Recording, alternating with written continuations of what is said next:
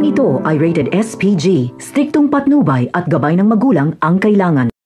Hindi nga sinabi ni Santino sa kanyang pamilya na lumaban siya sa boxing kaya nagkasugat siya sa muka at nagkapera. Sigurado kasing mag-aalala ang kanyang pamilya at hindi siya papayagang mag-boxing dahil delikado. Kaya para sa pangarap ay napilitan si Santino na magsinungaling sa kanyang ina. Sa kabilang banda naman ay magmamakaawa nga sila Marsing at Nita kay Roda na patuloyin muna sila sa dati nilang bahay. Si Roda na kasi ang may-ari nito. Tatalakan lang sila ni Roda at sasabihing karma daw umano ang tawag sa nangyari kay Marsing dahil nagkapera lang ito ay yumabang agad.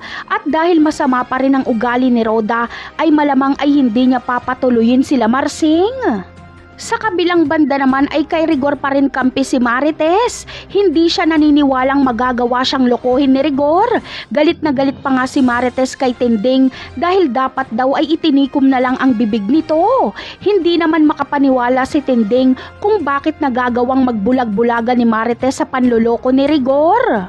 Sa mga susunod na eksena naman ay si Rigor na mismo ang gagawa ng paraan para malaman niya kung si Tanggol ba talaga ang isa sa kanilang nakaharap. Kaya siya mismo ang pupunta sa koreksyonal para mag-imbestiga at makita si Tanggol. Ngunit palpak si Rigor dahil agad siyang palalayasin ni Espinas. Napakarami pa nating dapat abangan sa mga susunod na episode. Paalam!